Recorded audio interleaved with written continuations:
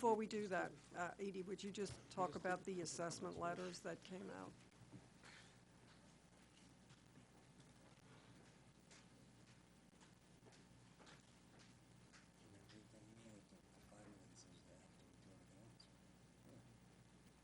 Am I time for 5 minutes as well? No, I'm kidding. I won't be 5 minutes. I just wanted to thank you for... You can take as much time as you would like explaining why you increased everyone's assessment. Go ahead. So I did not do that. Since we did the reassessment back in 2016, we determined the market values and the assessed values to be at 100%. The town board committed at that time, can you hear me? The town board committed at that time to maintain the assessed values at 100%. So since 2016, in June of 2017, June of 2018, and now again this year, we've been able to maintain that market value of the assessed value, I'm sorry, of 100%. So when you look at your assessment, or you look at your tax bill, you'll be able to look and see at a real number, and you can make the determination as to whether, can I sell my property for that much money? Because that's the question that property owners have to ask themselves. And if not, you come in and see me, whether it's too high or too low, the assessed value. If it's too low, I'll be happy to raise it for you, and if it's too high, I'll consider reducing it for you. So that's the period that we're in right now. Letters, all the assessed value determinations were made as of June 1st. And here's what is a little bit confusing. The valuation, the assessment notices went out June 1st. I sincerely apologize for the post office, but the letters were mailed, some on June 1st, some on June 3rd, but I am still getting phone calls today, June 12th, that people just got their letters in the mail today. So by New York State real property tax law, these notices must be mailed out no less than 10 days prior to grievance day, which is June 18th this year. So they're mailed, every one of them were mailed, 18,000 letters were sent out.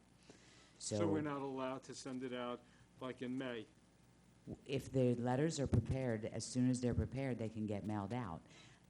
It's a very tight crunch time in the month of May because we're still processing exemptions.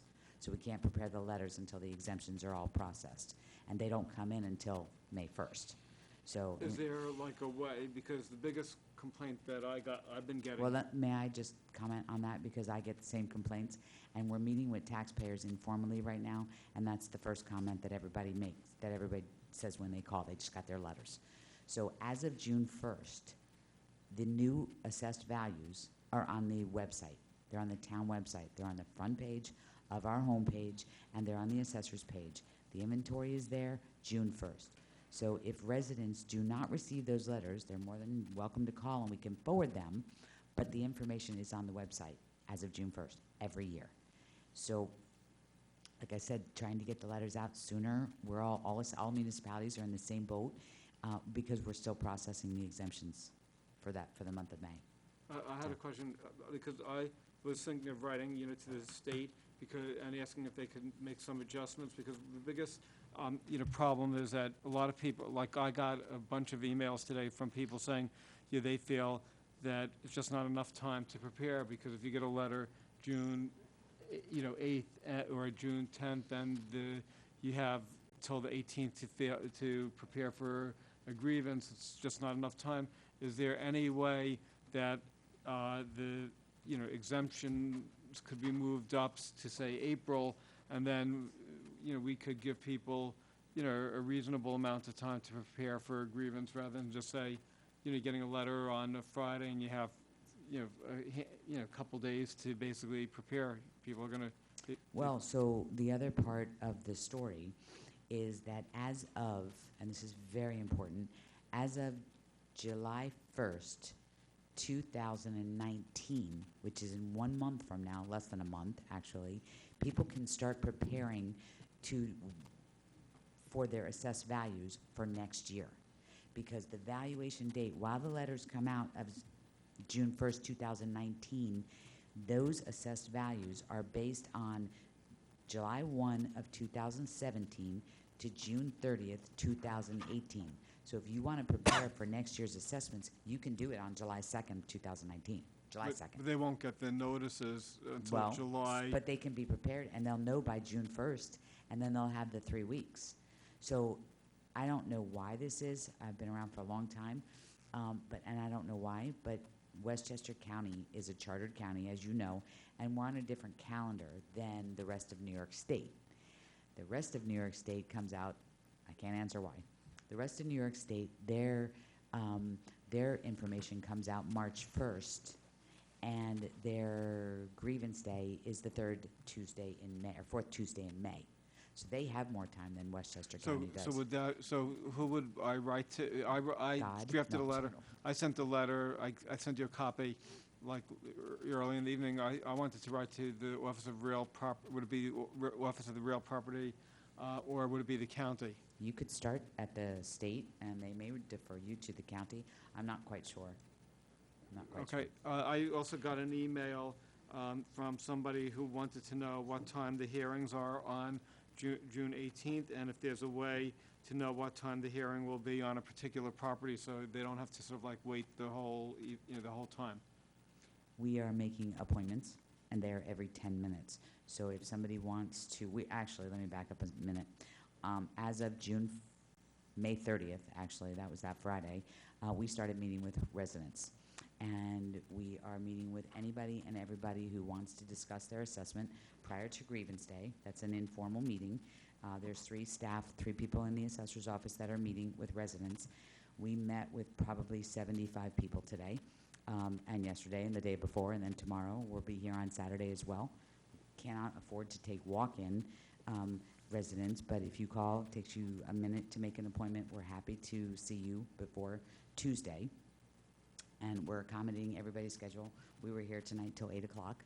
And so that's part 1. Part 2 is grievance day is June 18th.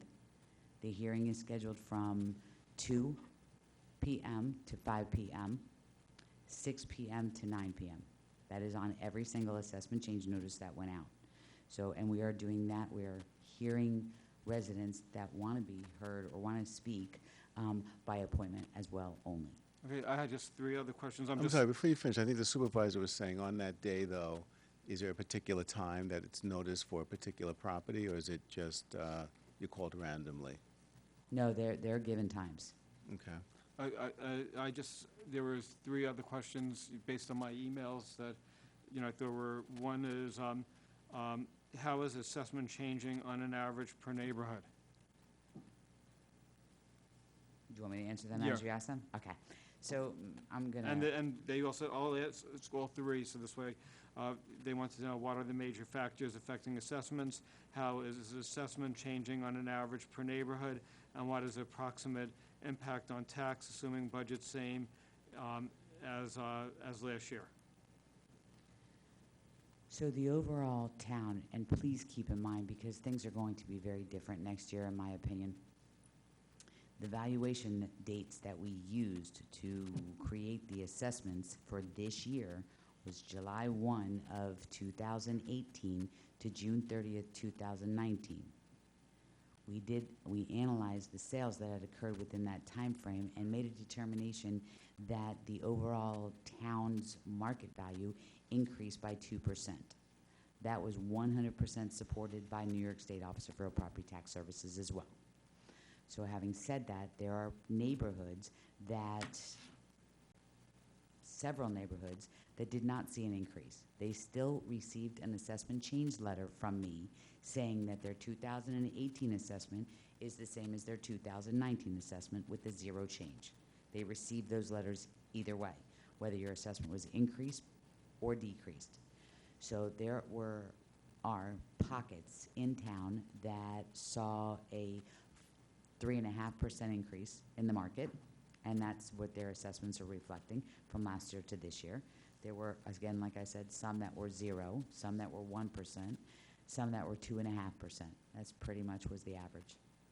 So I don't think anybody went up higher than 3.5% or 3.8% exactly. So as far as the assessments are concerned, people's assessments may have changed higher than that, and that would be for other extenuating circumstances, whether they've done work to their homes, whether they've been asked for us to go out and take an, inspection on the properties, building permits, things like that. And some, like, So, I'm sorry. yeah, like today, somebody came in, the house is worth like $600,000, the assessment went up like $15,000. That's really not, some people look at it and they think, oh, my taxes are going up that amount. It doesn't, that's insignificant, the tax increase. So it sounds like $15,000 sounds like a lot of money. So what I would suggest is that you take last year's assessment, divide by this year's assessment, and you can see your percentage.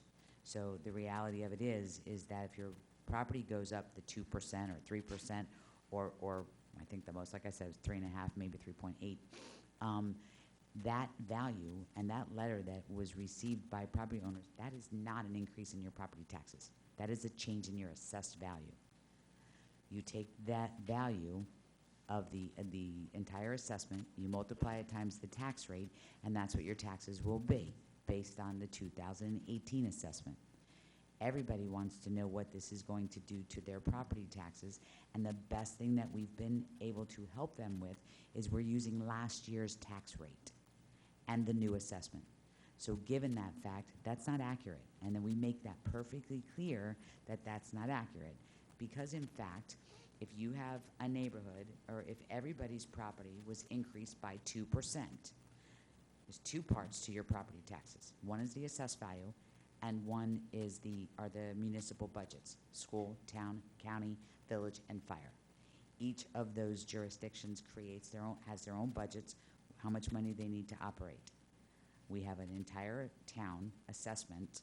We add everything up together, divided by the governing budgets, and that's how the tax rates are determined. Take that tax rate and you multiply it times your assessment, and that's how you get your taxes. If everybody's assessment went up 2%, nobody's taxes would change, because governing bodies are only allowed to collect X number of dollars. You're not getting any more money because the assessor is putting more money on the assessment roll. It's a reallocation. So if you have this much money that you have to collect, that's it. That's all you get. That's all you're allowed, and that's all you get. Divided by the amount of the assessments, we'll give the tax rates. If everybody's assessment goes up 2%, your tax rate is going to go down 2%. That's the way that it works. Everybody's assessment did not go up 2%. Some didn't go up at all. Some went 2, some went 3. And your budgets went up. And when I say yours, I mean the town, the county, the school, the fire, and the village. All 4 or 5 of those taxing jurisdictions' budgets increased, so that will make your budgets go up. Assessments increase, which will make your tax rate kind of maybe level off. It depends. So the best thing that we can do is take last year's tax rate, multiply it times the assessment change, and that's a best guess at this point, because we don't have new tax rates yet. Because most of the emails that I look at all the blogs, and a lot of the people are saying, once again, government is ripping us off by increasing our taxes, and I can't afford to live here because the assessments have gone up. But that's really inaccurate, because if I've said to people, if everybody's assessment goes up by the same amount, it doesn't mean that the government's getting more money, because it's like you said, it's a reallocation. Yeah, and it's actually interesting, and I keep referring back to the valuation dates of last year, because what I feel is happening now, and I hear it all day, every day, is the SALT is affecting people's property taxes and people's mortgages and people's escrows and things like that. And it's unfortunate, but if that is the case and it is affecting the real estate market, I am not taking that into consideration this year, but will take it into consideration next year, because this effect right now of the SALT is impacting this valuation period for 2020. So, This was great. This is very helpful. And I this think is- I'm and- going to make a YouTube of this too, Oh, boy. because he I likes think his that YouTubes. because I think that there's so many people who are so confused about this, and every year they're confused, and you know, it's very frustrating, you know, people are really scared when they see, even if it's $10,000, they really think it's a tax increase. I have to tell you that the phones have been ringing out the hook since June 1st, and that's okay. My staff is amazing, actually. I'm kind of getting frustrated with all the compliments we're getting, but that's okay. I'll take them. But I have to tell you, everybody's been really understanding. If they just want to call and they just want to understand. So thank you for calling me up. Thank you for making me get up. Because people just want to understand it. This has been the same process that we've gone through since 2016. So, But we want to be clear. We know that not everyone's assessment has gone up 2%, and some have stayed flat. So if some have stayed flat and yours has gone up 2%, somebody's picking up the cost of some people staying flat and some people, I don't know if anybody has declined, but there will be, some people will have an increase in taxes because there's an increase in an assessment because not everyone went up 2%. We're not representing to the public that everyone went up 2% or 3% and therefore there's no tax increase. Some people will have a tax increase because their assessment did go up, whereas others did not go up as much. so in order to set the market, thank you, in order to set the market trends that were determined for this year's assessments, we tested each of the individual neighborhoods. It's about 30 neighborhoods in Greenburgh. And when I say Greenburgh, the assessor, I'm talking about the town entire. So yes, if there are some pockets that, assessments that were zero, there were some that went up 2%, and there were some that went up 3 and 4%. Just because your assessment did not change, for example, does not mean your property taxes are not going to change. They may. Just because your assessment went up 2%, that does not mean your taxes are going up 2%. They may. They may go up 1%. They may go up 3%. It depends on what happens with all the other properties, assessments, and the governing budgets. So it's hard to guesstimate, for lack of a better expression, until we have some actual budget figures. And we have no control over the school taxes. Or the fire. With fire or the county, and you're assessing for all those government entities. That's correct. The assessment that you see on your records is for all of the entities, town, county, school, fire, and village, and that comes out of my department. The other question that people ask is, again, I'm just repeating. I've gone over 5 minutes, just want to let you know. Yeah. If people are saying, well, you know, you just did a reassessment like 4 years ago or whatever. Why do you have to constantly be doing this and causing aggravation every year? So, we have to. actually, that's a kind of a good question. So what I have been telling people is that this process that you see right now is only different than what it has been in the past because it's more transparent. And until you get used to that transparency, you're not going to understand it. And what I mean by that, any taxpayer in the town of Greenburgh, go back and look at your tax bills from 2012, 13, 14, and 15. And every single year, you will see on your tax bills assessor's estimate of market value. And that estimate of market value changed, past tense, every single year. If you go back and look at your tax bills, you'll see that change. The difference then and now is the fact that we didn't change assessments back then. They stayed relatively the same. What changed was the rate. So it was confusing taxpayers. What you decided to do and what I'm doing, implementing this new policy, is that we're maintaining market values, or assessed values, at 100%. So when a taxpayer, like I said, when a taxpayer looks at their bill, they'll see, can I sell my house for that much money? And they move on, or they come see me.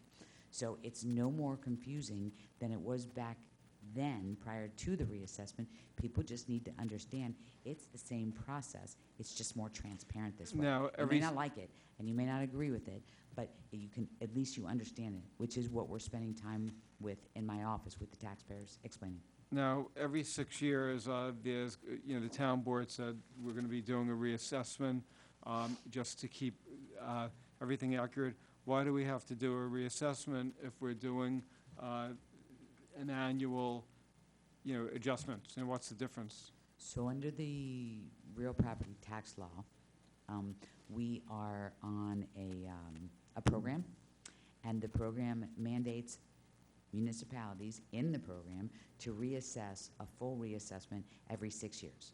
And when I say full today, I don't mean the same as we said full back in 2016.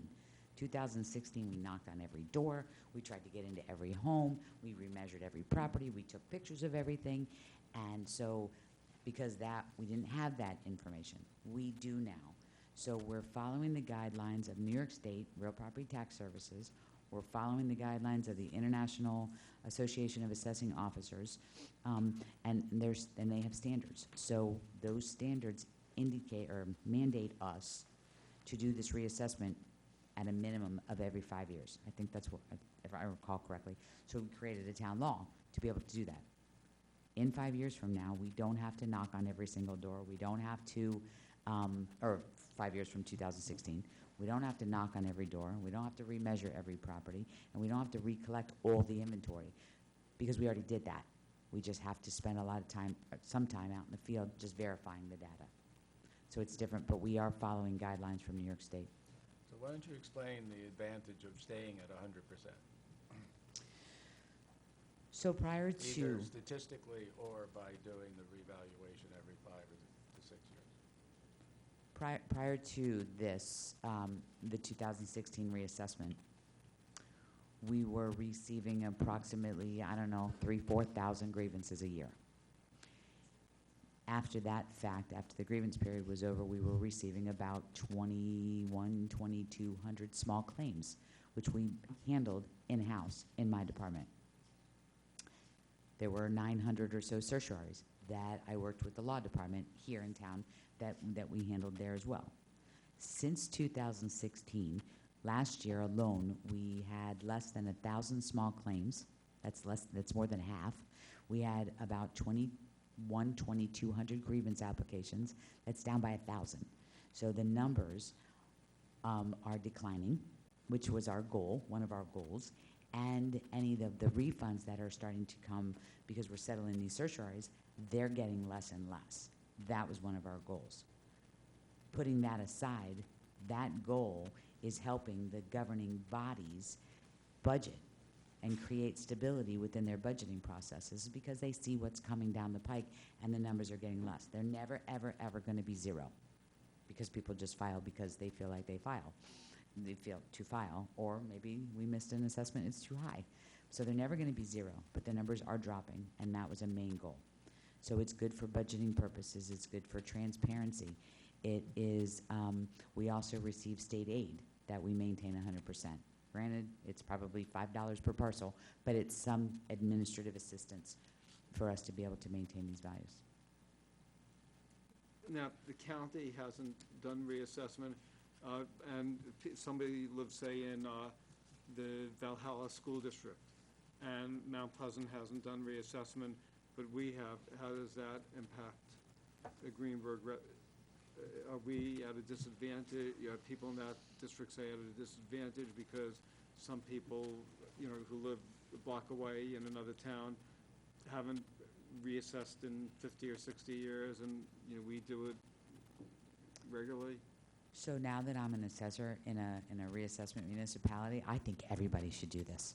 So all the municipalities. So yeah, I don't know if we would say we're at a disadvantage, but we're not on a level playing field to the respect that if you have two homes that are exactly the same, one is in Mount Pleasant and one is in the town of Greenburgh, one is correctly assessed, that's ours, and one is not, which is Mount Pleasant's because they haven't done anything in a long time, they're at an advantage because their assessment is probably maybe too low.